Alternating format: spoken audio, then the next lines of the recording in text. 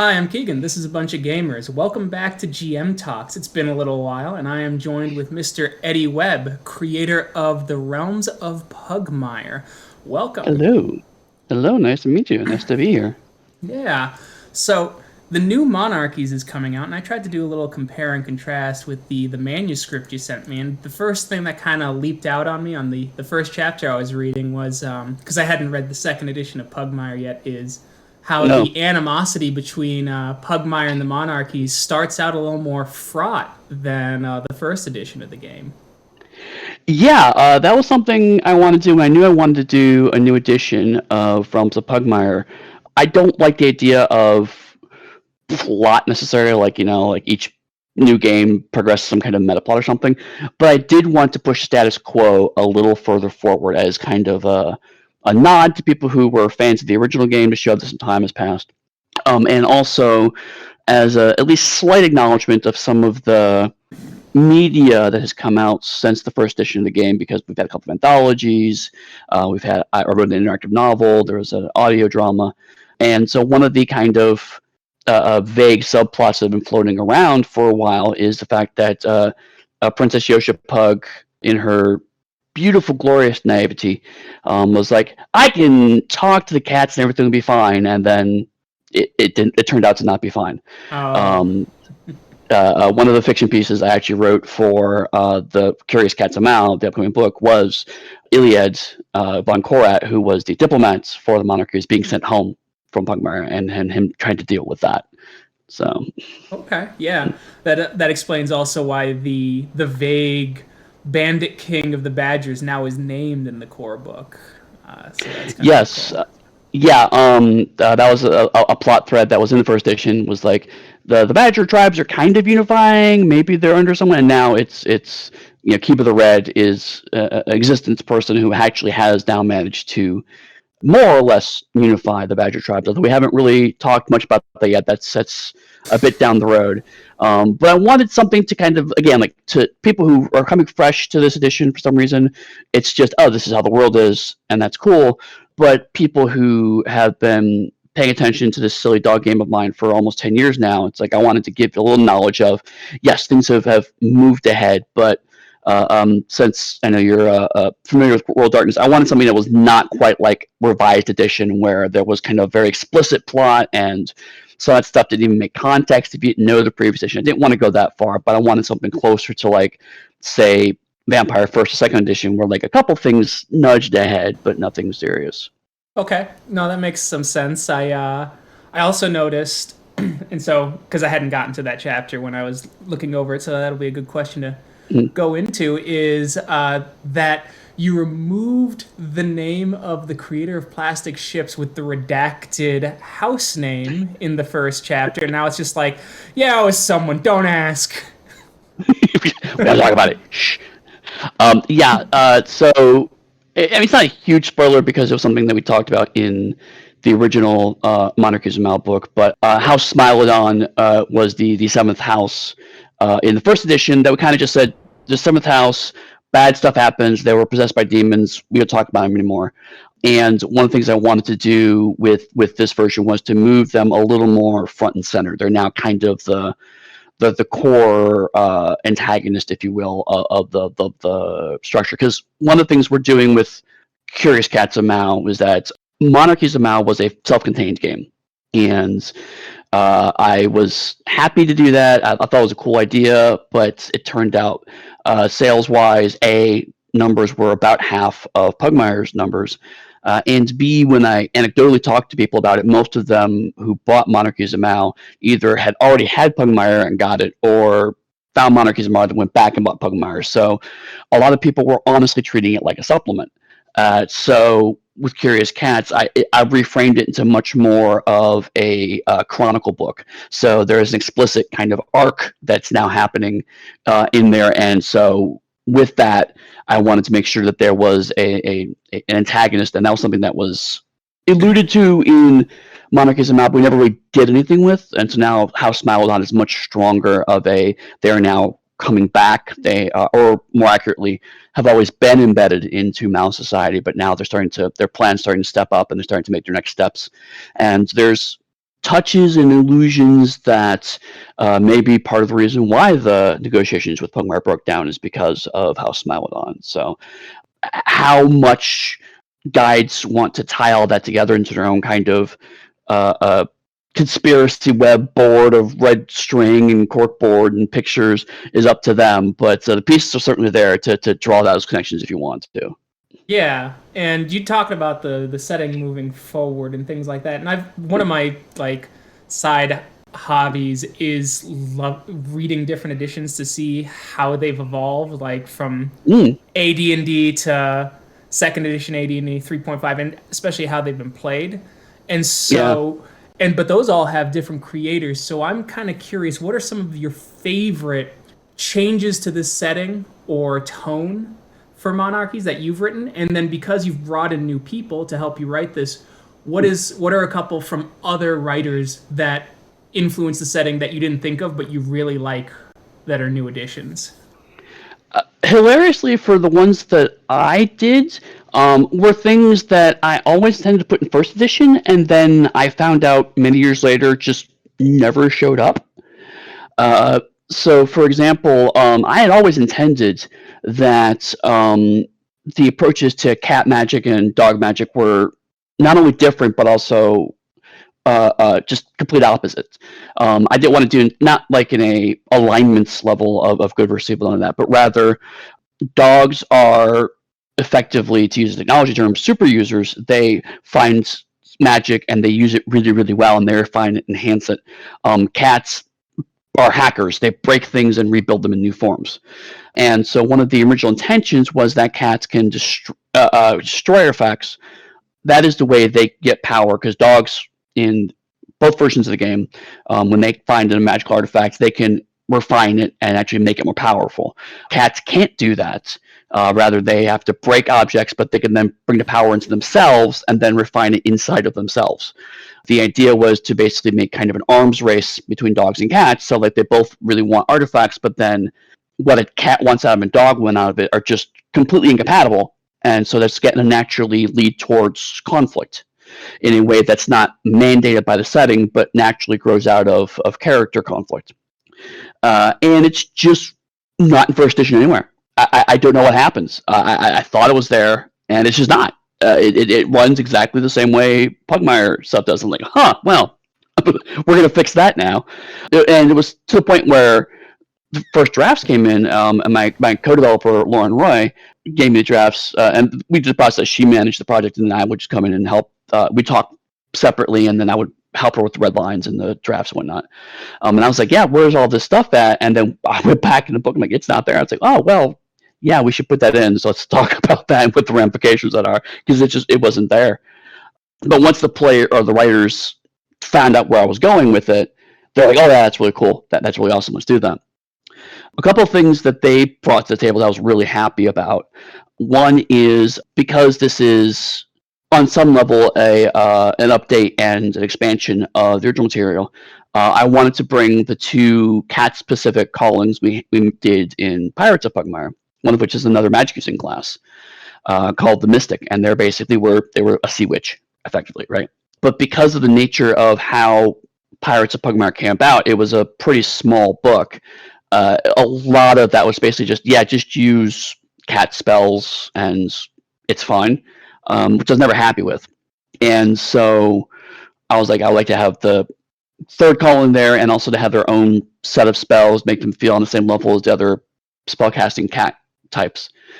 And the writers started kind of toying with that idea and when working with it, and finally they were like, they felt like the keeping it to sea stuff was a little limiting given the wider scope of the game. And so what if we just expanded that to be just more nature, and we could say retroactively Pirates of Pugmire just happened to focus on the sea because of the nature of that setting, but secretly this column was actually much wider, and they're basically more natural things. And so they brought a very strong druid D&D vibe, which just is nowhere else in the game. And they're like, oh yeah, we can use like the shillelagh spell and all these other things. And I was like, that's actually really cool. I had never really considered where a druid style spellcaster would fit into Pugmire, but they found that role and really got excited about it and brought a ton to the table, which is fantastic. The other thing which I had asked for in the outline was the original setting. The monarchies just didn't have enough room to talk about them. There were 6 whole monarchies, and basically was there's 2 or 3 things in there. The capital cities are named after the monarchies themselves, and they all kind of felt samey to me. And so I was like, I would like to really spend some time to make sure each of these monarchies is treated like a separate, cool place. I want there to be the vibe that there are 6 different cultures here, not just one monoculture that happens to have 6 different labels on it. And they really did a ton to emphasize that component. So all of the monarchies, to me, feel very different. And when we were when I was reading through the drafts, actually, I didn't really talk about it so much. They just kind of went ahead and did it. But I started reading over the drafts. I was just really excited because it does little things like why does House Angora tends to produce magic users? And it's like, well, because they have this giant library, and also because they're right next to the mountains and the desert, so they had to use magic more to even kind of reclaim that land. So it makes sense they would naturally be more predisposed towards magic. And Korats are more warrior-like because they're right on the edge of the fearful forest, and that's where a lot of dangerous stuff happens. So they had to be warriors to defend themselves. And so little things like that kind of just seeped in a bit more, and little bits of lore like the idea that the House Korat, the leaders of House Korat, believe that their monarchy is actually alive. Like all of the monarchy of Korat is a giant feline named Korat that is sleeping, and so they all live at Korat's behest. Because at any point in time, Korat may decide that she no longer values them as her children and will wake up and kill them, which is a wonderful idea for a warrior style monarchy, that we deeply respect this thing that could possibly obliterate us all. And it's like it's a cool, and it's not true. I mean, they just know, like, there's no stat blocks for killing the monarchy of Korat, but those kinds of things are just amazing, and things that I would never in a million years come up with. That's why I love working with teams, because writers are always going to think of things that I never thought of. Oh, for sure. I have always made the jokes that House Korat always reminds me of House Carino from Dune. So when you say the giant cat rises up, it's like Korat will rise and like may her passing cleanse the world. Yes, that's awesome. I love that. And I liked some of the inspiration. I laughed at the Elric inspiration for no other reason than immediately my mind went to farewell, Mr. Fluffy Physicans. I was 1,000 times more evil than thou. An angry relic. Yeah, that it's funny, like, as I work on this, how things pop up. People are like, oh, obviously you're inspired by this thing, and I'm like, I've never read that. So I'm relatively new to the more cocky and fantasy stuff. I actually came originally through the Corum novels, but then pretty quickly everyone's like, oh my god, you have to read Elric. So I was like, I was aware of Elric, but I never really read Elric. And so I started reading it, and I was like, yeah, this is exactly the right level of dark and weird and political that I really feel like works extremely well with the Curious Cats. And that's something else that I've been trying to do with this edition, just in general, is to push a tiny bit more of the science fiction, but explicitly more of the weird, right? Like the science fiction is a little closer to the surface, just because I want people to recognize more that this is explicitly a science fiction world of fantasy drag, effectively. But also, even before I fell in love with the kind of more cocky fantasy, I'd always been, the Howardian fantasy of like Conan and Brock Moore and all of that. So that weird fantasy has always been my personal sweet spot, and I feel like a lot of fantasy games have moved with it. Although, granted, it does seem like it's coming back into vogue. Troika, for example, is a really great, fantastically weird game. Mork Borg, also very big. So I feel like that vibe is starting to come back. And so it felt like, okay, now that more people are recognizing this and getting into this kind of pulp British weird fantasy thing, I feel like I can start to put that back into the setting, which is always kind of intended, because Gamma World was also one of the inspirations for it. And Gamma World also is deeply, deeply weird at points. Oh yeah, because when I ran the actual play of the first edition of Pugmire game that I did, I pulled heavily from Jack Vance's Dying Earth series. Yes. And you pulled you I think you explicitly say you pulled from a lot of the older edition D&D adventures. So I'm like, yep, I see you. Like, I had I Oh yeah, had I had a dog version of Kogel show up and was a nice. giant pain in their ass. Like, Yeah. I actually had because why not? There was a portal to Nawan somewhere in the mountains, and Fafford and the Gray Mouser show up, and the Gray Mouser was a gray Oh, cat, and Fafford was a badger, and they just teamed up and shit up like, hey, how's it going? Though that's amazing. my players never read the book, so they're just like, these guys Even seem better. kind of cool. Yeah, Grey Mouse, of course they can. I mean, why wouldn't he be? So, No, yeah, totally. I ran for the last year when I did the crowdfunder for the new edition. I ran an actual play for Red Moon Role Playing called Tower of the Oliphant, which was pretty heavily inspired by Tower of the Elephant, the Conan story. But on top of it, spoiler for a year-old actual play, the players found out that the whole thing was a time loop, and so the whole adventure ended up getting undone at the end because the creature they found at the end sent them back in time to the start of their adventure. And the players was like, "Oh my god, that's just so bizarre, and not what I was expecting." And it's like, to me, that's the sweet spot of Pugmire. For me personally, I mean, I know some people just love the game straightforward, and that's awesome. But like, to me, it's like, okay, here's the iPad jokes, and here's the red dot jokes, and all of that, and then it's the okay, but this was centuries or even millennia after now in our real world, so technology is going to get super weird. So like, for all of the Radio Shack jokes or whatever, then it's the okay, but what the hell is this? And I remember one player thought he caught me out because they found an iPad, and it was obviously a tablet, and so it was like, there's a plane of glass with strange writing on it, and you move it, and the player was like, no, I know how these batteries work, and these things wouldn't last so long, and yada yada. And it's like, okay, well, that's fair. I would remind you that there are people today who fix up cars from like the 50s and 60s and have them working with modern parts that don't exist anymore. So why can't people go, oh man, I'm those retro cool iPad things, I want to make sure get one of those back up and working again. Like, there are hackers who make games in like NESs and Commodore 64s now, and they're like, oh, okay, no, that makes sense. And like, yes, and that got people thinking, because that's we don't know what that's going to look like. So yeah, I've always been, my personal style for Pugmire and Mal have always been just a dollop of super weird whenever I can. yeah, I love weird fiction. It's my shelves are covered in them. I even have the two Brian Herbert books, but those are weird for different reasons. Right.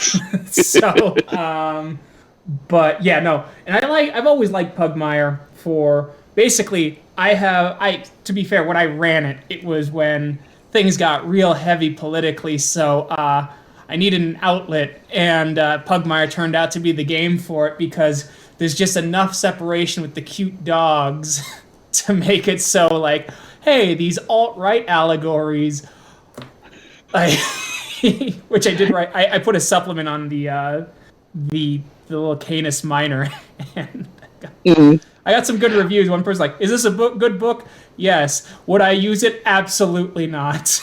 I was like, fair, fair, harsh but fair. No, I love that stuff, because like, I remember when I was playtesting it way back in the first edition, I ran a story which I ended up turning into a short story about a cat who got arrested by a bunch of dogs, and basically the player characters were asked to kind of get the cat out of jail because the cat had information, usual kind of start to an adventure kind of thing. Get this guy's information so he can go on the adventure. And so they're sitting around talking to a bunch of city guards, and basically the city guards ultimately have to admit they arrested the cat because the cat was obviously a cat and therefore probably suspicious. And one of the players is like, is this an allegory for institutionalized racism in the police department? And I'm like, yep. Yeah, my back alley retrievers is what the group was called. They wear Nice. blue like the police dogs, but it's just off color enough. But the police dogs are like, they're on our side, so we'll let them do what they want in the poor districts. And I was like, and one of my players was like, this is kind of dark. I'm like, oh yeah, sorry. As it turns out, I've been reading a lot of old adventures and a lot of A lot of political theory. Sorry. Well, and again, I mean, to me, that's in the vibe of the older stuff, right? Oh Like, yeah.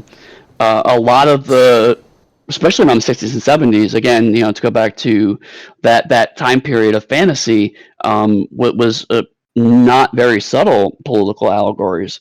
So, I mean, I've always felt like that's been something that I wanted to have under the surface of Pugmire, right? Like, there are people who just like, I want to play Corgi with the battle axe. And it's like, great. I want to make sure that you have absolute experience and there's nothing else in the way of that. But if people start digging in, you're right. It's like they can easily put that stuff in and it feels natural in a way that in other games might feel bolted on. So I want to make sure that people like you had a chance to, okay, I can slide this in and it doesn't feel off. And that was actually one of the things that in the new edition I had to come around to, because the first time around, this was 2015. Safety tools were still kind of a nebulous thing, Yeah. and the conversation around them was still pretty heavily in the horror sphere. So I was like, my funny dog game doesn't need safety tools; it'll be fine. And then when it came out in new edition, I was like, one of the first things I wanted to make sure I did was like, no, we need to make sure that this is in there. Although I reframed them as engagement tools, because I feel like that's a more accurate assumption of what they're doing. It's the take out the stuff you don't want, focus on the stuff you do want. That's really what it's about here. It has also the benefit of making sure all the players are safe, but it is also might make sure they're excited. But it's like, yeah, if I'm going to have a game that has the potential to touch on these kinds of sensitive topics, I do need to make sure that players are protected. So that was something I definitely wanted to do with the new edition. Yeah, and speaking of the new edition now, thinking about it, because I know some of the impetus to create this new edition and change some of the terminology was because of the OGL scandal last year. Or, yeah, last year. Time is an illusion. I can't. Is what are some other changes that you made to really kind of engage the gaming world? Because I remember from the Kickstarter of second edition, you wanted it to be at least somewhat backwards compatible with first edition.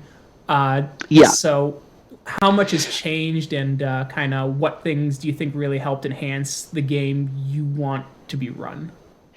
So I will say that the initial impetus for doing new edition was not that.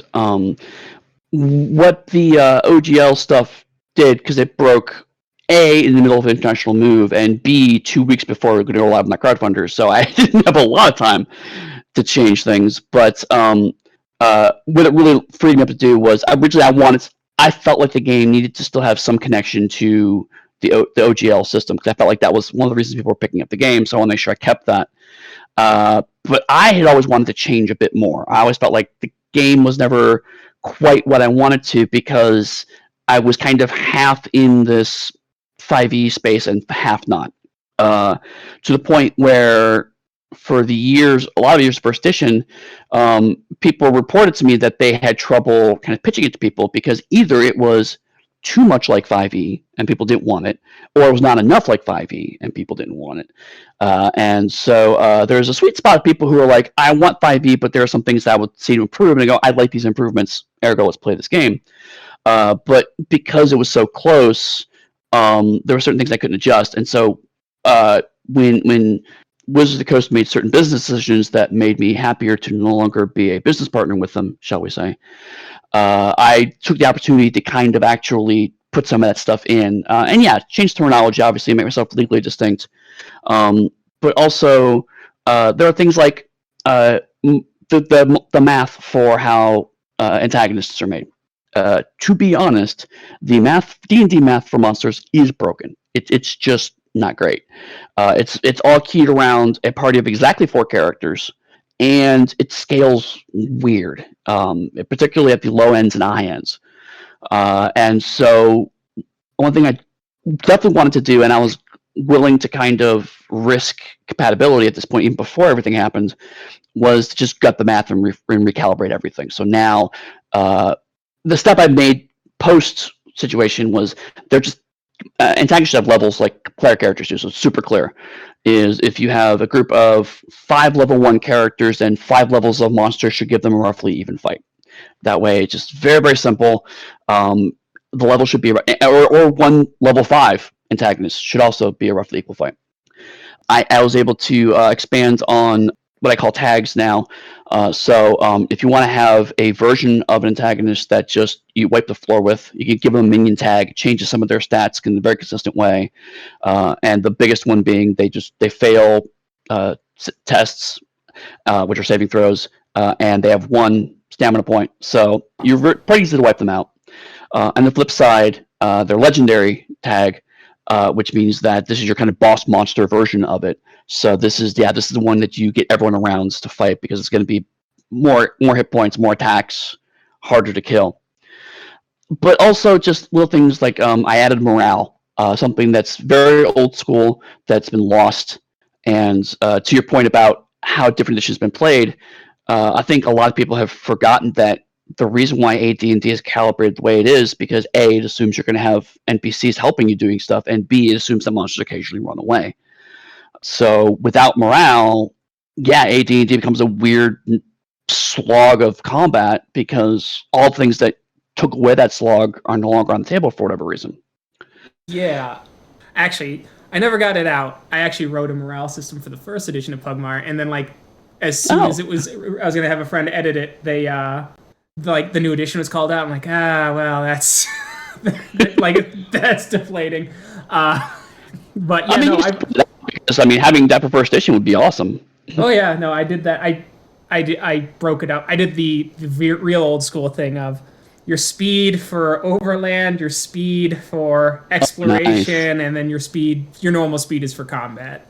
And I did that because I run a open table OSE game as well, and that's just cool. BXD&D, but with better writing. I've made no bones about the fact that I think Gary Gygax is a racist and a bad writer. Right.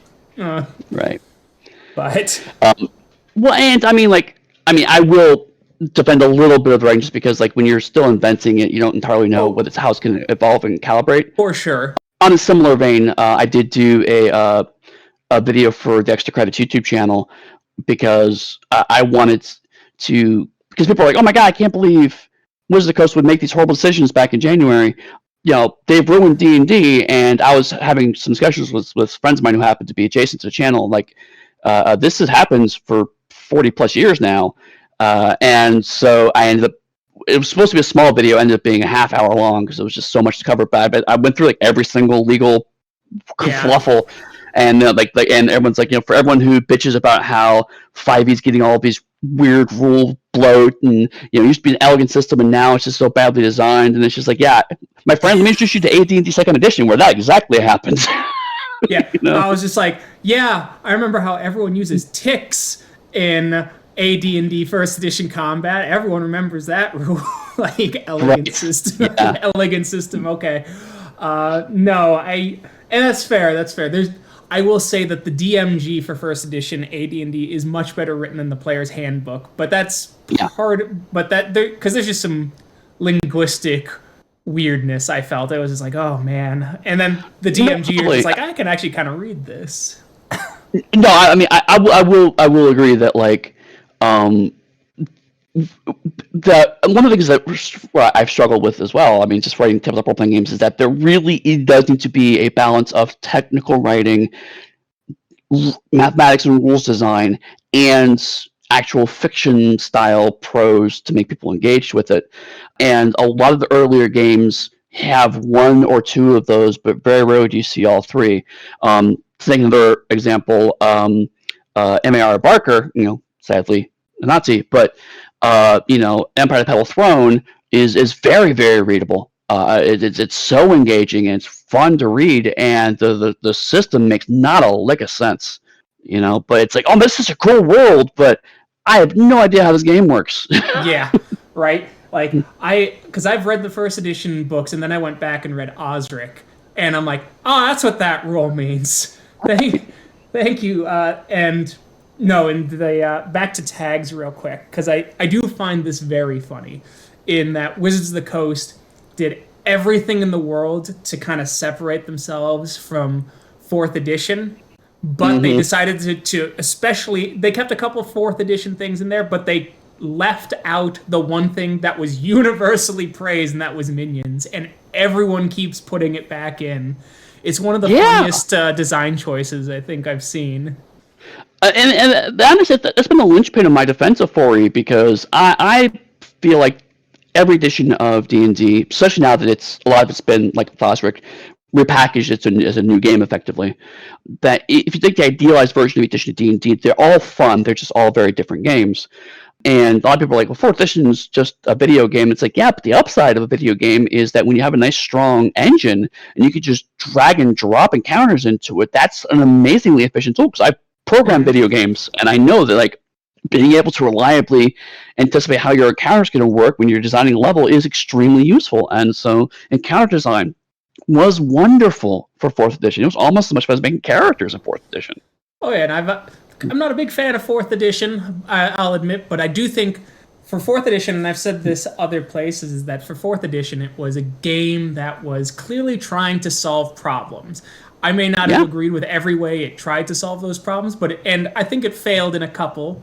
The biggest one being we want to speed up combat at higher levels, and I don't think it succeeded there personally. Right. But it went out to solve problems, which kind of just shows it wasn't a money grab that everyone said it was. Even me when I was young and stupid. Yeah, no, it's funny because like to your point, yeah, we're gonna talk about fourth edition for a second because I lost it. I've always felt the biggest misstep fourth edition had was fourth edition solved a problem that didn't need to be solved. It tried to solve the problem of we need to get people who don't know how D&D works to understand D&D, so we're going to use video game language. And it's like, no, video game language evolved from D&D. Everyone knows exactly how D&D works just fine. You don't need to make it more like a video game. You need to build on what video games have taught people about D&D and build it that direction, right? So it was a weird thing of like a lot of people said it's too video gaming. It's like I've always kind of pushed back on it because ultimately some of the things people point to are like, no, that's stuff that's just D&D. That's not video gaming. But other stuff like you can only equip one head thing. That's weird. It's like, can you wear more than one thing on your head? I mean, it's a pretty straightforward restriction, I think. Right?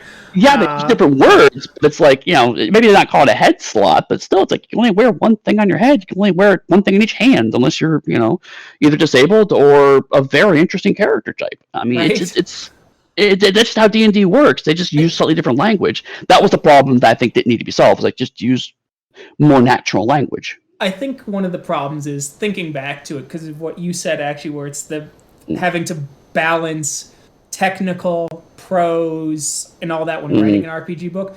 4E very heavily leans into the technical language because one of the older complaints was it's harder to role play in 4E, and that was one I always heard, and it's you role play because you role play, but I think I understand in that nothing leaps out of you with the prose to make you go, right? At least for me, Right. and I think that's what they were trying to express, but lacked the language to say it. And I think it's fair because I played in a very long 4E game, but it was run by Ethan Skemp, who's a fantastic game master, and it was set in his kind of custom Renaissance Italy fantasy world. So we had flavor coming out of our ears, right? And also because at least portions of it were inspired by Assassin's Creed 2 on some level. More specifically, my character was very explicitly patterned off of Ezio. And so having a game that more naturally inclined towards video game design and then having at least a couple of characters who are inspired by video game logic was a nice pairing.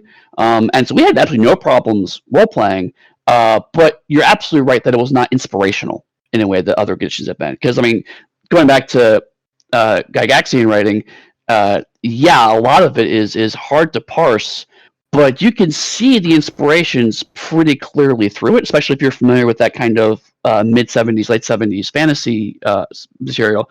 And say, okay, I see this is where you get your Conan riff, this is where you get your Elric riff, this is where you get your, King Krull riff, blah, blah, blah. And so that inspires you in a very different style by walking right up to the analogy and letting you take that step across. But as we move further away from that, less and less of that stuff is just kind of institutional knowledge in fandom, and so it comes across kind of this weird kludge of bizarre references that have no context. Yeah. No, true. Because I hadn't read the second edition Pugmire book, like I said. I'm guessing that you have a couple more of those kind of weird fantasy references explicitly called out there. I don't have. Yeah, I do. I'm I'm rapidly pulling up as we're talking. I did. I mean, I will say I also did try to get some more modern references in this Oh, time sure. around.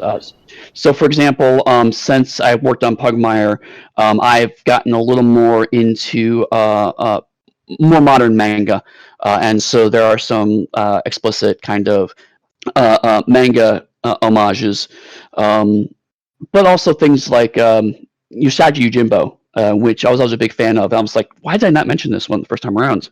Because Usagi Yojimbo is fantastic fantasy art, but also Vampire Hunter D, the prose novels. I found those relatively recently, a few years ago, because that's a Japanese look at this exact style of fantasy.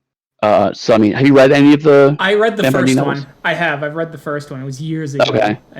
Well, then you've read pretty much all of them, as I've discovered, because they're all kind of the same. Oh. Vampire Hunter D goes into far future / fantasy world, finds a slightly underage girl, a corrupt mayor, and a sheriff, and then through some intersection of them, uncovers the vampire. It's pretty straightforward. But it's also stuff like tanks that are driven by the brains of dogs, and so therefore when they smell you is when they turn to try to fire on you, or gigantic bugs that drain the blood out of your body to power their lightning bug body so they can see. It's like, what is this amazing stuff? And that the writer just throws away. It's like, yeah, this something is in the world. And it's just like, well, no, go back to that. I want to know more undersea vampire cities that all have existed and fallen beneath the waves, and they've been asleep for thousands of years. Right. What? Like I've seen so many things like that. And I'm like, hey, rewind, please. But right. like, I actually one I'd probably pull for Pugmire if I wanted to go Pugmire with mechs is Turn A Gundam. Yeah. Not sure if you're familiar with that one. It's one of the few Gundams I haven't seen yet, but I've heard good things about Turn A. It is very good, and it's basically like a early colonial like civilization that basically got blown away, and then they find mobile suits when people from the moon are trying to return to Earth, and it sparks this conflict. So you have these people with like, an early colonial 1700s, maybe early 1800s mindset with a Zaku that they found fighting a Gundam, and I could see that being real fun for Pugmire. Though I'd probably have the control system like G Fighter Gundam because I got far enough in that, and like the horse has a Gundam. Oh God, so silly. I love it, but it is so bizarre. There's this old school-ish video game series called Genre or Gene Forge, and it's made by one guy. He made the first games 15 years ago. He's just in the process of remaking them, but they're super old school isometric games. And basically, the first game is you are a magic user in this kind of fantasy sci-fi world, and your big thing is you make what are called serviles. You create creatures, and they work for you, kind of in a Pokemon style. So basically, as opposed to recruiting people to your party, you actually make the people in your party and you go off an adventure. You crash on an island that's forbidden from you to actually explore, and this island's overrun by serviles that have been abandoned for hundreds of years and have developed their own civilizations. And I'm like, well, gee, I wonder where I got the inspiration from Pugmire from. Because it's what happened if a human landed in the world of Pugmire and everyone's going, oh, you're back. And each political faction has a different idea of what you should do now that you're back. And so that kind of stuff I dig. So yeah, I mean, it's there's not as many explicit 60s, 70s references, more things that I feel like I've been seeing more and more channel the spirit of those Yeah. in interesting ways. Because I will admit that certainly going back and reading things like the older weird fantasy stories can sometimes they've dated very badly. I don't want to necessarily point people at those, but I could point someone to like say Undertale and be like, here's a game about making friends with skeletons against all odds, and I want to have a game where dogs can absolutely do that. Yeah, I think Rose Bailey did it best in her Cavaliers of Mars, where she points people to the older Yeah. novels and goes, "Hey, it's got these tropes in it. The thing that's important is to know where these tropes came from, so that you don't recreate them." And so it's a take what works and leave the rest behind. Because I agree, I remember reading the Conan stories, and it's just like this is like some of them aged actually quite well. Like Tower of the Yeah. Elephant is one of my favorites. It is probably my favorite That's really good. Conan story out of all of them. And then there are some of them where it's just like normal Conan story, Conan story, and then a freight train of racism just hits you for like 3 paragraphs, and then it goes away and is never mentioned again. You're like, oh, Yes. hey, Howard, what the fuck was that? Like, But see, but me again, I love that stuff. Because no one knew there wasn't this fossilized idea of fantasy, right? agreed. It was just you could do whatever. It's like jam stuff in interesting configuration because that's the whole point of fantasy is like it's fantastical, and so that's definitely something that I've always wanted to do from day one with Pugmire was that I wanted to say, okay, here's the base that's very familiar, and then you could go in strange directions if you want to away from that. And I wanted to inspire people to do that, and again, being a more old school gamer, you probably recognize things like I don't have a whole world because I want people to say, here's a starting point, go north, south, east, west. Each one is a different adventurous climate, and build from there. Because that's the style of game that I want to create. I want people to build this world. I So want people to make their own stuff. yeah, so that actually adds an interest. So because I remember reading the first chapter or one of the first chapters of the Mao book that you sent me is that they said they sacked multiple cities from Pugmire, and I remember from first edition that there was Houndington, Mutt Town, and Dogwater Port. So are there canonically more cities in Pugmire now in second edition, or has that expanded the kkingdom a bit? It's one of those things that was not clear in first edition that I'm hoping to make clear this time around because on the map you see those are the three main cities, but there are lots of small cities kind of in between all of those that I just glossed over, and I think I glossed over them too well. So there are lots of little settlements around. Got it. The example now that I'm here in the UK, the example I've been kind of going back to a lot is how London proper is like 1 square mile of city, and then everything else is a borough that's connected to London, but they're all have their own municipalities and councils and mayors, and then beyond London there's also other cities before you get to other major cities like Manchester or Edinburgh or whatever. So the idea that there are lots of these smaller cities around that we just don't gloss over, but they're farming communities or small areas, or like a family settled down here because they couldn't take the politics of one of the other cities. They all exist. I just never put them on the maps. I'm hoping that as this new edition kind of go back and fill in some of those gaps. Okay, yeah, that makes sense. So then my next question is there any plans for, since you want to bring some of the old school vibe back, Stronghold play? I've been thinking about that actually. I've been kind of open about my plans, although I've changed them since I first announced them for partial, not entirely due to Wizards of the Coast. Some of it's actually been just people having quiet conversations with me about, hey, your plans are dumb, you should change them. Like originally, I was going to have cat character creation rules in the Curious Cats book, and it was explained to me by several people. It's like, why would you do that? It's like, I have this very good reason, and they're like, well, you have a reason, but it's not good. I'm like, okay, thank you for telling me that. So now the cat rules are in the cat book where they belong because that's a very smart thing to do. But I do, one of the things that I have in mind is like a player's guide, something that we just never got to do in the first edition, because I wanted to do something that's like, here are like the old player's kits. Here's some more trick options. Here's some more callings. Here's some more equipment, some more spells. Just here a bunch of gubbins for players. But that won't fill up a book because I'm sadly too efficient in how I've organized these new things So different styles of play is something I want to look at. And also, something else that I want to do is that if we have a Curious Cats source book that has more information about the area the cats live in and their own adventures, obviously I plan to do a new version of Squeaks in the Deep, which does the same thing for rodents. Because again, although I'm happier with how we did the first edition Squeaks in the Deep, I still feel like there's more room that we can do, particularly with sound, like play and whatnot.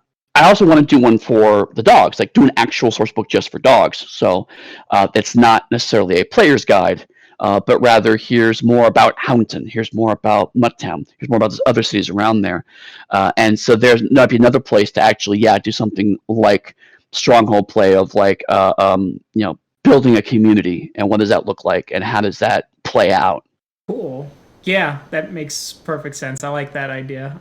Like the Atlas of Pugmire or the Atlas of the monarchies. Yeah, I mean, like, because I know some people really want that, right? Some people really want I want every single city detailed with all the information. It's like, that's cool. To be honest, from a purely profit standpoint, those books don't sell nearly as well as some people think they do. Yeah. It's the same thing of like, why don't you do My City by Night, right? And it's like, with the exception of Chicago by Night, most by night books just generally have never done historically well. And if you're not a city like Waterdeep, most fantasy city books don't really do fantastically well unless it happens to be exactly the kind of city someone wants. So those kinds of gazetteer books don't work unless there's a built-in audience for them, Yeah. and I don't have that. So I'd rather do a more detailed sketch than I have, but then give people tools to make their own things. So yeah, I mean, like I get that some people definitely want that every single corner of the world fleshed out thing, but profitably doesn't make sense, and also just creatively, I don't think I'm wired that way, right? Like it's like, okay, it's City 74. I don't know, maybe this one's a squid in it. I guess I'm out of ideas. It's the squid that Dr. Manhattan created. I mean, that said, I do have notes somewhere for a city, probably a dog city. I'm not entirely sure yet, but it's built on the back of a giant animal, so it just kind of moves around every once in a while. I like that. What I ended up doing for first edition was I made it so that the Fearful Force is basically Time Lord technology, in that certain areas were bigger and others were smaller on the inside. So that's why it was such a hazard to go from the monarchies to Pugmire. You had to know the right paths. And so what I did is I hid actual towns of cats and dogs in there. So it was a dog town where there were no shepherds because they didn't find the technology to do that. They only had artificers. I created a shield around the city so all the dog characters could pass through, but our cat character ran right into it because the machine didn't recognize it. So they had to actually bring down the shield to let her in and out. And that's awesome. I created a hex map for it for the Fearful Force between the two settlements, and just started doing the randomly roll monsters thing, and then had like a jungle in the middle of there because there was a tower that changed the climate so that it could have more dinosaurs and do like a Lost World sort of old school vibe. It's funny you mentioned that because, well, two things. One is I walked right to the line of almost having a hex map in either edition of Pugmire, and I was ultimately talked out of it because that's just not how maps are done anymore. So it's like, I know, but everyone. One book that I've been talking a little bit about that's not going to crowdfunding right now is my Monster Manual take, which is Threats and Curs, and in it is stuff like, here's zombie dinosaurs, because zombie dinosaurs are cool. Why would you not have a zombie dinosaur? There's just, again, like, just some cool stuff in there, but also like, sentient weapons, right? Like, it's a weapon that you pick it up and it possesses you. There's different takes on vampires and demons, and but also like stuff drawn from stuff like Adventure Time. Like one of my writers created bubblegum zombies. So basically, they're zombies made of sentient lumps of pink goo, and like that's awesome. And then actually, Rich Thomas, the owner of him, who's has a very kind of old school visual aesthetic, is actually hand drawing a chunk of the monsters for that, and so it's going to be in black and white, and it's going to have that kind of monster manual line art style. It's a bit closer to kind of the Redwall-ish British 80s style lone wolf, that kind of Gary Chalk vibe. But it's still very, very kind of old school and aesthetic, and certainly that kind of what the hell is this doing here vibe. Because yeah, why don't you have dinosaurs in a Pugmire game? Because that's awesome. Of course, someone at some point in time has made Jurassic Park between now and then. Oh yeah. Well, I mean, you have a Triceratops in the first edition Mal book as your Right. example monster, so like someone's gonna do it. But or I think the T-Rex is in the Pugmire one. Yes. I think so. Yeah. We now have in the new edition we have Ancient Bones, which are kind of the explicit kind of this is a zombie T-Rex thing, and then we have some different variations on that in Threats and Curs. But we also have stuff like basically it's a mobile fortress. Like literally, it's just a giant security robot that's also a building, and so it just moves around and protects things that it thinks need to be protected. And so sometimes it's going to you a threat, and it's just this giant walking building that's also going to kill you. Adventure Time is a great extra like inspiration for Pugmire because it's got the same vibe essentially in a lot of ways. It absolutely does, especially later seasons when it's like, well, actually, to be fair, all seasons, because I remember early on there was like a throwaway thing about, yeah, here's all the frozen salesmen, and it's just like, wait, what? Yeah, it's like, yeah, they're just frozen salesmen, and they just move on from that, and like that to me, that's Pugmire. It's like, yeah, here's just this random, really creepy thing that we're just gonna gloss right over. And then the Lich, which is the one uncharacteristically super dark element, which is like all the racism in Pugmire. Right, exactly. all the cat and dog racism. I saw a great one that was the Lich when he was possessing Jake holding up Ice King Finn, and it goes, slight turbulence on the plane, me to the child next to me, you are going to die. Everyone loved it. And I was just like, Jesus Christ. Oh, yeah, like, I mean, God, and this thing is like, I've always felt, I occasionally get people who are like big World of Darkness fans or whatever. It's like, you guys should make more horror games. And it's like, Pugmire's a horror game. I remember Matthew ran me through a game on the Onyx Pathcast, and it was basically like this older dog starting to kind of lose it a little bit. And so basically it was let's go. He thinks he's found something. And so we'll go off in the middle of nowhere. And it turns out he's just gone senile. And eventually he realizes this and just kind of wants to not die in his bed because he was a soldier. And so we take him on this adventure that's only in his head. And eventually he just dies happy in the snow in the mountains. Wow. And I'm just like, I loved it. I'm like, that's to me, it's like the humor of the game can scaffold some very poignant or dark concepts. And again, like if you want to just play with the humor and the fun, you absolutely can. And certainly at conventions, I run a lot of games like that. But also, I want to have the option to run things like I've several times now run my take on A Curse of Strahd. Where it's like you go to the Transylvania Hound Manor, and so like most of it is this, oh yeah, it's a fun kind of spooky kind of haunted housey vibe, because like there's creepy paintings and there's ghosts and you fight them all and there's a demon you fight, and then you find out actually like there's this one Transylvania Hound that made some horrible mistakes in the past and now this whole place has been cursed as a result, and that's it. That's that's Ravenloft in a nutshell. The broad strokes of Ravenloft. But a lot of people forget that Strahd's actually an interesting tragic figure when it's buried in either bad design decisions or people's memory of what was fun and weird about that. And it's like, yes, I know there's horrible racism about Romani in there, but aside from that, there's some interesting stuff. Yeah, no, I get it. I've said it before. It's just like it is an impressive feat for how many people in the tabletop hobby are incapable of reading. Sometimes I just because I've had someone show up on my fan Discord of going, hey, I love your Werewolf the Apocalypse actual play and all that, and they're just like, so they're gonna go kill drug dealers and all that. And I'm like, all right, cool, man. Here's some ways you could do that to make it more systemic and things like that. Like my game was like, I didn't get any of that. I'm like, well, like I actually there's a running joke on a different Discord with some friends where you'll see a subscriber go up and it informs me who they are and I click and I see like they like the Ben Shapiro show and I'm like, let's see how long it takes them to get to the explicitly trans character. 2 days. And you see it go down and things like that. It's very funny.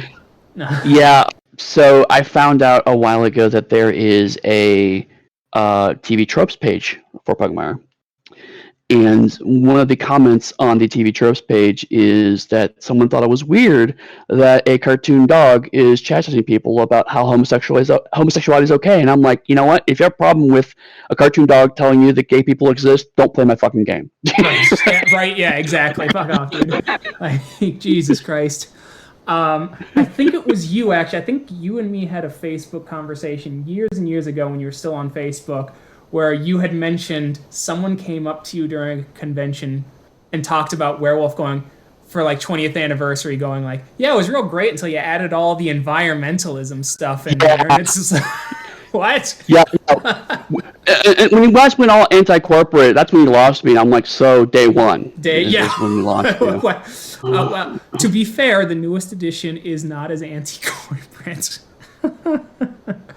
I haven't read, so I don't know, but there's a great quote that goes, "Hey, remember, corporations are just another way of collective action." It's a whole subbar. me, James, and Josh talk about it. It's like, okay, man, even if you feel that in your heart of hearts, maybe you should have kept it to yourself for this game in particular. That's something else that I'm finding as I grow into my increasingly punk vibe of design, because I've always been fairly into punk, so this is not new. It's just more I'm getting more vocal about it. But also picking my battles, right? Like I was happy to talk about disability in Pirates of Pugmire because pirate characters are some of the few traditionally commonly accepted positive portrayals of disabilities. Of course, he has a peg leg and a hook hand, and that doesn't stop him, and we just accept that culturally. So that was a chance for me to kind of really talk about disability in Pugmire that I didn't do in some of the other books because it wasn't a fit. It would have came like, why is this here? So it's like, I'm not going to bring that into it. But on the flip side, back to the earlier point, when a section where I'm talking about how dogs marry and how their political marriages affect the landscape and structure of legality in Pugmire, of course I'm going to talk about same-sex marriage because I have to explicitly say it's not about breeding necessarily. Even though this is a game about dogs, I even more have to explicitly say it's not about breeding because that's such a thing that we expected dog game to be about. Yeah, like dogs are like the one like last bastion of people like believing in eugenics, like. Right. Or normal people, I should say. Well, right, yeah. Even though it's such nonsense. It is. My favorite example recently was my wife and I went to go see a tour of Buckingham Palace, and they're talking about how the late queen obviously loved corgis. She was known for corgis. Her sister had the Dalmatians. Or not Dalmatians, the Dachshunds, I should say. And that there was an incident between the Dachshunds and the Corgis. And so now they have Dorgies, which are Dachshund Corgis. And I'm like, it's cool that there's a name for them now, but we just call them mutts. Yeah. And so it's like, it is kind of a weird moment of like, that's where it's still acceptable. But on the flip side, it's also acceptable for me to correct people's use of my dog's pronouns in a way that doesn't get people mad. But if I do it for a person, those people will probably be really upset about it. So yeah, right.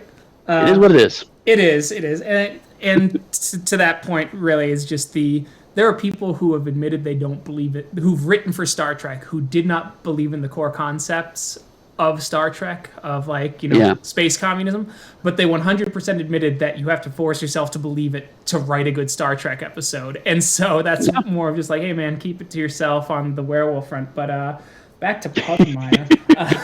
It's a long little journey we've been on. I was looking at the Unseen, and are you familiar with Empires of the East? No, I'm not familiar with that. Oh, that is another old school science fantasy. It's in the distant future where Russia and the U.S. had made supercomputers that were there to try and stop a nuclear Armageddon. And essentially, the nuclear Armageddon was about to happen, but neither side knew the other had those supercomputers. And so they go off at the same time and they create magic, and the nuclear weapons that went off became the demons. So all the demons are living nuclear explosions because of this field created by these supercomputers. That's cool. And who wrote that? Let me quick Google. I have it, like, I'm real bad with names. I'm especially bad with names of authors I like, which is fucking tragic. Fair enough. I know the feeling. I hope, as much as I am also an author, it's like I hope remember my name, but also, yeah, I'm bad about that kind of stuff. Fred Saberhagen. Oh, okay, that does sound like a Fred Saberhagen thing. Not to mention it.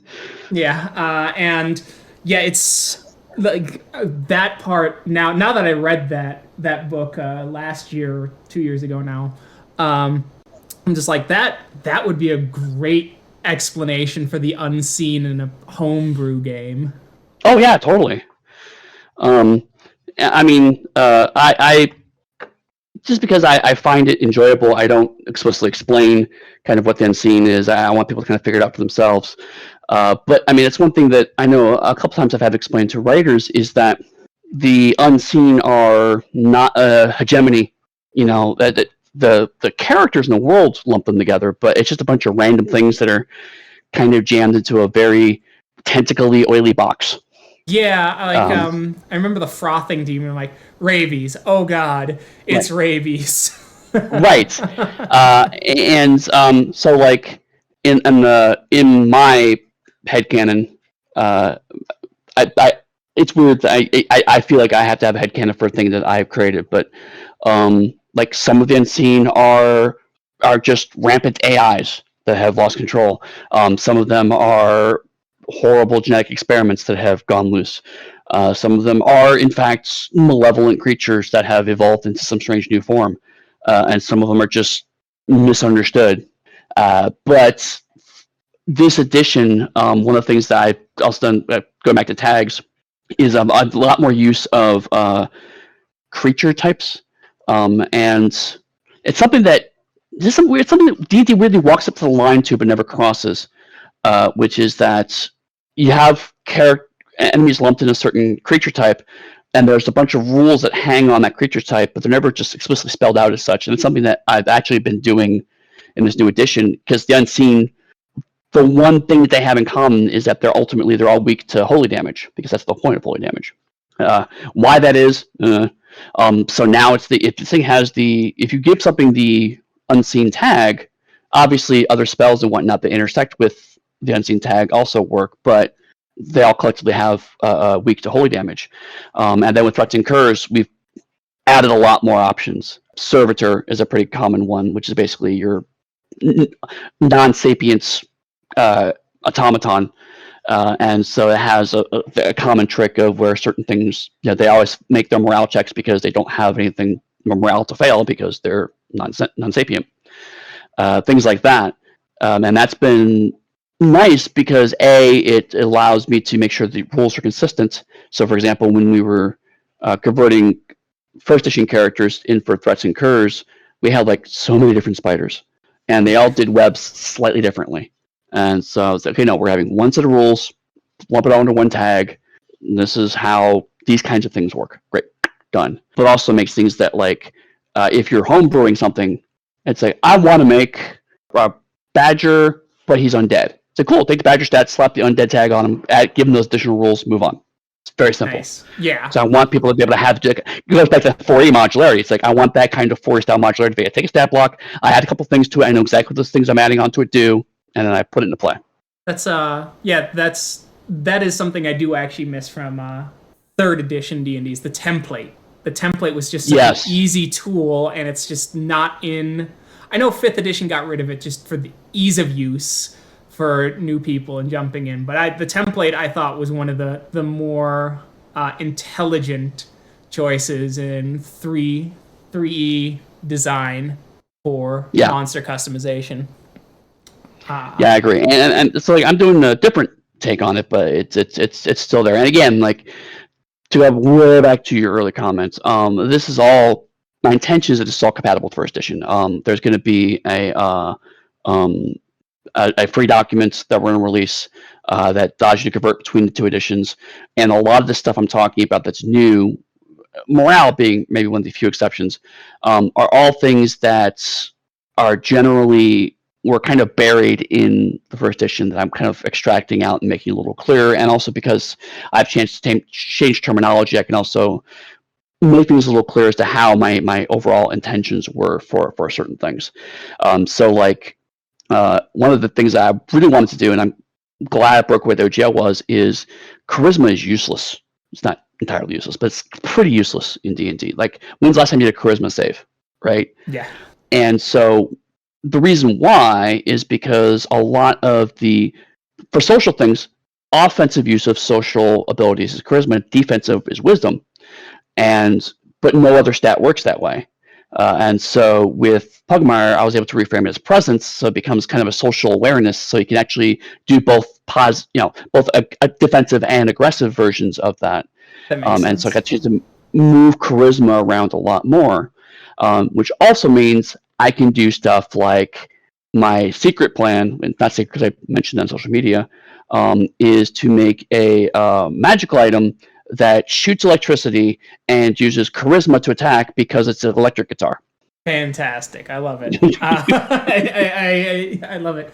And then then you have me who goes, all right, presence mod. Let's go to the followers chart here in my. How many henchmen are you hiring? Yeah, absolutely. Awesome. And also enemies, the morale is keyed off of presence / charisma too. So the idea is that a really tough enemy may have a super. If you make presence your dump stat, they're going to scare pretty easy. And there are certain effects that basically say that force people to make morale checks. Mm-hmm. And so you could be like, this is giant level 10 dragon. It's like, cool, bye, scare it away. And if you have a really high presence and they fail, maybe you do. I like that. That was one I think was someone else's homebrew, but I can't remember where I pulled it from. It was dragons evolved in Pugmire, and they were created by humans to eat plastic waste, which is why they have plastic hordes. Nice. That's great. I love that. Yeah, I can't claim anything for that one. I've seen it around, and I was like, that's fantastic. The one I always joked with is they evolved, they have gold hordes, and you slay the dragon, you go, there's just this useless metal around here. Oh my god, it's soft, you can't make anything out of it. Oh my god. There's not a single scrap of plastic. This has been a waste. One of the things that I wish I could claim credit for, but has been so consistently good for me, is because like I think it's pretty clear by now, the whole plastic is important thing is kind of a gag on how we treat plastic. It's like, again, my insidious leftist leanings coming out. But what happens is that whenever people go into weird things, I can do stuff and say, but it's made of plastic. And players go, oh, I have to touch it. And like, for example, I just ran an adventure where it was a huge electric wire, and it's like there's sparks coming off of it and electricity. It's like obviously clear dangerous, like, but it's made of plastic. This thing is thick, and it runs all the way down the hallway. You could probably feed a family for 3 years on just this chunk of plastic. And it's like a way that no other D&D style player would in any way touch it. But these characters go, now wait a minute, what if we found a way to stop this energy from going through it so we could take all of this with us? It's like, so it shifts the avarice into areas that the player knows is not a smart move, but the characters don't. Mm-hmm. And I love that because so much of D&D, you kind of need to keep that player and character knowledge kind of on the same level. But Pugmire gives you more license to go, okay, I know this is stupid, but my character absolutely will try to steal that squeaky toy from somebody else because it's worth so much money. Actually, yeah, no, that's something I have noticed with playing Pugmire with other people is with D&D, player knowledge and character knowledge, like you said, have to be relatively equal, especially in older editions. Yeah. But Pugmire really lets you play with dramatic irony, Mm-hmm. Yeah. and I really And like that. I mean, to be fair, some of that was intentional. The plastic one was a kind of a specific thing. I can make very clearly baited traps that players will still blindly walk into. Not blindly, they'll eyes open walk into, I should say. But yeah, the dramatic irony thing is something that I always kind of do because I mean that's some of the references I don't talk about as much, but it's stuff like old school Doctor Who, where it's the when the face of evil when the Fourth Doctor first meets Leela, and she's part of this. She's seen as a quote unquote savage, but in fact her society is made up of all this technological stuff, and so the Doctor understands dramatic irony of you all are following a computer, but the characters don't necessarily know that. And there's Vengeance on Barrows does a degree of that too in Doctor Who.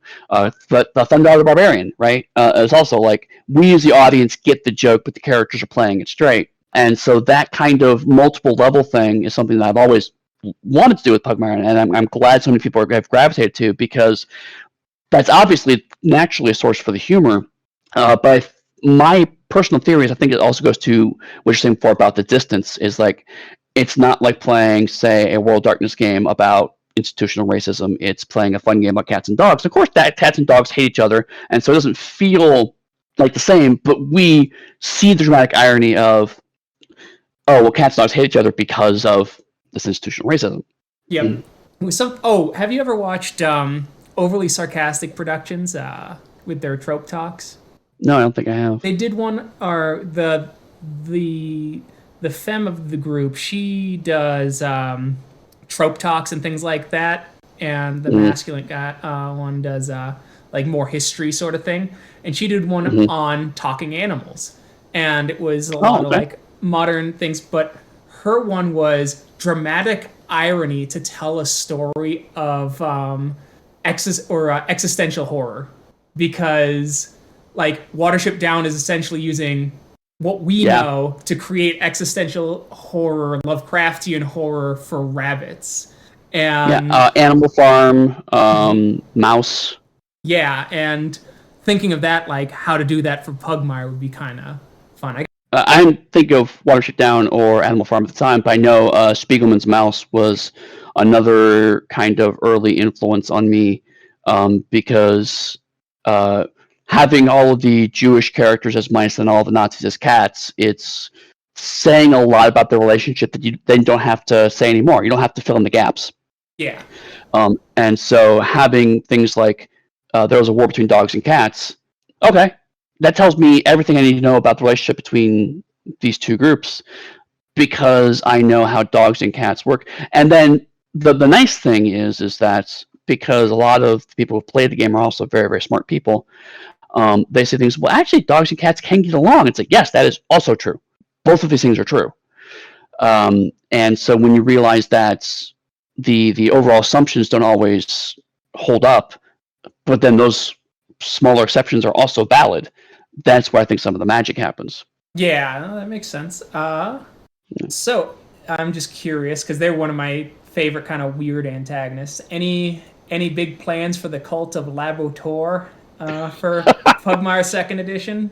I do, and one of those big plans was we need to ease up on a little bit because everyone loves the cult, and I realized that basically every single, with the exception of Pirates, I think there might even be a reference in Pirates, but every single book had some kind of Cult of Laborator expansion or reference or renaissance. And I was like, in order for them to be, they were quickly sliding into parody, right? It's like they were becoming kind of the cartoon villains that you smack around and laugh about. And it's like, no, the cult's actually creepy, but they're getting overexposed. And so they're in Realms of Pugmire because that's where they're introduced. And I want to make sure that they were reintroduced there because they're still important. But I think there's maybe one reference in all of Curious Cats about them. Okay. Again, partially because I want to reframe onto Smilodon. because my plan is that with whatever the rodent book ends up looking like, I want them to be more central there, because I feel like they need a refresh. I still think there's room and value for the cartoonish mad scientist characters, but I always intended them to be a bit more Cthulhu cult in vibe. Yeah, I remember reading them the first time in the Pugmire. I'm like, oh, this is actually kind of genuinely creepy. I kind of love it. Right, right. But like, on the same time, like when someone pitches a Pugmire story about a cult laborator installing Linux on a dead badger, and it's pitched by the person who wrote the book How to Install Linux on a Dead Badger, and I'm like, okay, there's a meta joke here I just cannot pass up. But it's a tone for like, oh, okay, so if I want to do cartoony mad scientists, I use the cult. Yeah. And so it's like, so I think we need some time to away from them. And similarly, like in Threats and Curs, there actually are some new organizations there, but all of them end up also being called Cult of Blah. And so I had to talk with the writers, like going, if everything is cult of something, that diminishes Laboratory in a different way, because now it's now there's one of many cults that all kind of look like this. So I had to kind of reframe them. Well, actually, the writers kind of reframe them, but like one that's a different take, and I'm glad they had the space to do it, is we ended up with a lot of sentient plant creatures in Threats and Curs. And so now there is the Church of Gmo, which are basically all, they create and worship all the different plant creatures that exist in the realms. And it's pronounced GMO, but it's obviously a GMO. Yeah. So that's a different take on the same vibe, but it's doing a different thing. There's another group in there, the worshippers of Old Maggie, who are a bunch of cats who worship an ancient spirit they think is the ancient spirit of man. I'm sorry, no, phrase that. There's a bunch of dogs who worship what they think is an ancient spirit of man, but it's actually a demon. The group is controlled by a bunch of cats who think they control the demon, but actually don't. And so it becomes a microcosm for the theological debate between dogs and cats in this weird little group of worshippers that is actually just deeply dysfunctional and all demon possessed. So I don't have direct answers for the cult, because I think we need to take more time to show there's other strange religions that exist and build them up a bit more. Then we can come back to the cult. Say, what makes Laborator distinctive? Why are they one of the more iconic villains? And really give them the space to do that in. But they do that, we need to give them a moment to put them on the back burner. That makes sense. I think the cultural touchstone that you hit for them, though, absolutely cements them, at least in my mind, as like both the perfect meta joke while also being like a really interesting antagonist. Where like the bleaching the fur white and the performing experiment, like just perfectly hits that kind of like half joke but something seriously dark kind of thing that Pugmire's got going on. I think someone once said that it's both Pinky and the Brain and Secrets of Nim at the same time, which is one of the reasons why it's so exciting and interesting. Yeah, and I created my own antagonist once again for the running game. I created a stupid name for them, and then I changed it to Chimerum for the supplement I hadn't released, where they're geneticists. They're all weird and genetically modified. They do spells. They do them through runes, and it's heavily implied it's just advanced mathematics that taps into the energy of the universe. And nice, because that was a great one from the Dying Earth series, where the guy goes up and he's like, "What are all these numbers for?" "They're the foundations of magic. Now a squared plus b squared equals c squared." Yeah, the math magicians, I think they're called. I think so, yeah. He was in his giant orbiting space station with the clone who saw the world as nothing but ugly. Another series, and this is super obscure. This is a spin-off of a spin-off of a spin-off. But there's a group of anthologies by a company called Obverse Books, and they're called The Tales of the City. Have you heard of this at all? I have not. Okay, so brief digression. There were Doctor Who tie-in books back when Doctor Who was not on the air. And one of the running antagonists for Doctor Who books for a while was called Faction Paradox, who were a bunch of anarchists who are trying to overthrow time, effectively, because that's what you do.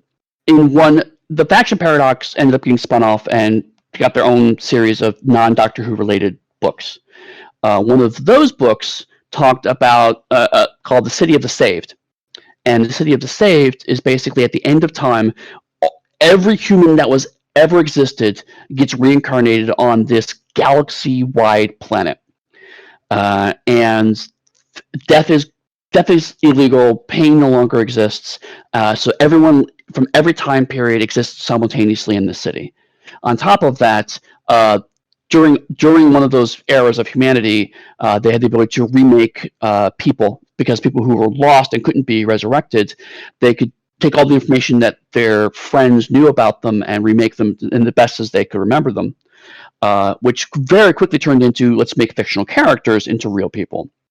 And so from that novel became a series of anthologies. And how I got into all of this, perhaps surprising no one, is there's an anthology all around the Sherlock Holmes Detective Agency, which is every incarnation of Sherlock Holmes has ever written all exists now, and they all have a detective agency. It's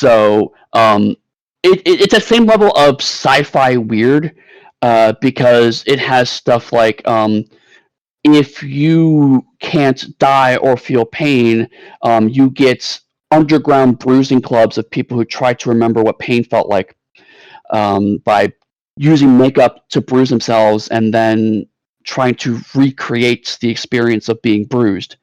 Or the Cro-Magnon detective who doesn't understand how technology works but sees through people's bullshit because he doesn't understand how lies work, and so therefore sees through them very easily. I love the shit out of that. I'm gonna be honest. It seems like you're right up your alley, because it is deeply, deeply weird. One of my favorite stories is about one of Sherlock Holmes's is an alien hive mind that accidentally downloaded all of the Arthur Conan Doyle stories, and so the hive manifested as Holmes, who goes out and serves mystery when one of their hive mind colonies died, and so they had to manifest a detective to investigate why part of their mind died. And it's just this sentient cloud of bees with a deerstalker being Sherlock Holmes. Fantastic. To Doctor Who then, real quick, and going back to your inspirations for monarchies, did you know that that Michael Moorcock wrote one of the Doctor Who novels? Yeah, he wrote a second Doctor novel, didn't he? I think so, and he explicitly calls out that the Doctor is that universe incarnation of the Eternal Champion. So nice. They are connected via the multiverse. That's amazing. That's amazing. I thought that was hilarious, and I'm like, of course he did. That's one of the things I've been meaning to dig up. It's like I should really read this. Yeah, but it's only so much time. Exactly right. Like I've been trying to break my habit of collecting books and actually start reading them. It's hard. It is. I mean, same with RPGs, man. Like there's so many games I want to play, but there's only so much time. Like especially like running a 6-year going on werewolf game, and where they started as Cleoth, and we've just gotten to the Perfect Child arc and going into revised edition. Wow. They're like, when are you gonna stop? The apocalypse. Obviously. I mean, there's a pretty clear end to this game. I mean, it's in the title. I mean, yeah, right, yeah, exactly. Yeah, it kept going. It's very funny. We had a discussion post game, because I've laid in clues that the Red Star and the Perfect Child were coming, and the first set of players, because I have a couple who've joined later on, everyone but one of them had never played Werewolf the Apocalypse before, so they're just experiencing it in real time, and the other one sees that I'm riffing and changing things. And there was one part I'm like, hey, remember before we started recording, and there was this Black Spiral dancer who sang Twinkle Twinkle Little Star but changed Like a Diamond to Like a Ruby? And they're like, and one of them goes, Keegan, I was writing down things like what the auspices mean in my notes or what Rhea means. I didn't write down every single thing a crazy man said because it was going to be important 6 years from then. Those are the best kind of long cons, though, right? Is you put Right? something in that's like, this is a payoff. I don't know when, but it's gonna pay off. It's gonna be a Yeah. grenade. It'll be awesome. One of my former players, he reprised a character from a previous game as a new incarnation for this universe's version. And he was going to be the father of the perfect child. And I snuck in that he was how he was going to die, and that he got this other Cryonospawn werewolf pregnant. And it was just played in like, that's all weird. She's pregnant? What does that mean? They can't have kids. And and then I resent them that episode because that one I did record. I'm like, start at this timestamp from 3 years ago. And so I was like, you've been planning this too long. I mean, I love that, but also at the same time, I feel with your players because like I barely remember what I did last week, let alone what happened 3 years ago. Fair enough. Like, actually, when I opened up your document, Word freaked out because I had my story document open that I've had since the beginning, and it's like 500 and almost 600 pages or something like that of Oh wow! notes for every week. And I open up your introduction and like 576 pages. That's not right. And then it finally reloaded. Oh god! And it was 4 pages. I'm like, oh, thank Christ. I was like, I would be in a very different place in my life if I had written a 500, 600 word introduction. Yeah, right. But yeah, no, I try and do that, but yeah, I get it. Like I long con and I just have them in my notes, giggling to myself, and with the recordings, I can now send them and go ha ha. So, but yeah, I know it's getting late there. So, any final words? Anything you want to say about this newest Monarchs book for new players and maybe people coming back? I mean, the main thing is, I mentioned it, but kind of worth reiterating is that this is a supplement now. It's not a core rule book. So you'll be able to pick up a copy of Realms of Pugmire through this campaign. But also, in a way, this is kind of another stab at getting that out there because boy, how did Hasbro suck all the oxygen out of the room out of 5e based games when I was trying to crowd fund last time. So this is a chance to kind of get another stab at that. So certainly, even if you're not necessarily interested in cats, but maybe you're kind of interested in Pugmire, either check this campaign out or pre-order Realms of Pugmire. It's still on pre-order, so you can still do that.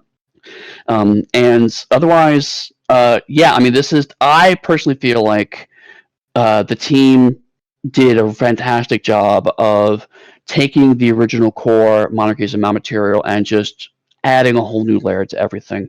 All the stuff you saw in the core rule book, it's there in some form or fashion. And there's even more on top of that. Like I said, there's a whole new spellcasting class. There's a whole new set of antagonists, 3 whole adventures that will take you from level 1 to level 5 or so. And it's all a nicely kind of creepy, intriguey conspiracy vibe to everything. I'm just extremely pleased with how, and a huge amount of that comes from my co-developer, Lauren Roy. She did a fantastic job of taking my half-baked ideas and really just going, we should try this, we should go this way, getting a good team together, keeping them on track, putting her input into things, and also having some great conversations with me and pushing me on a couple of things. So I can't give her enough praise for helping out with it. So if you're interested in cats, interested in the original material, please do check it out. It's not just the same book with new stats. There's a whole lot more this time around. Awesome. And where can people find you if you want to be found online? Honestly, you can find me most anywhere at Pugsteady. That's my website. That's the name I go by on most of the social media spaces. Also, I'm generally pretty available on the Onyx Path. Yes, the Onyx Path Discord. I almost said Onyx Pathcast. I'm usually on the Onyx Path Discord. There's a Realms of Pugmire channel on there where I'm happy to answer questions when I'm around. But also, I'm available on Mastodon. I'm on Blue Sky now that it's open up to people who don't need invites. So yeah, come and check me out. I'm usually around. Awesome. And I've been Keegan. You can find us on Facebook, YouTube, Podbean, and most other podcast sites, but you'll never find me on Twitter. I find it a cesspool. Catch you It's next time. done.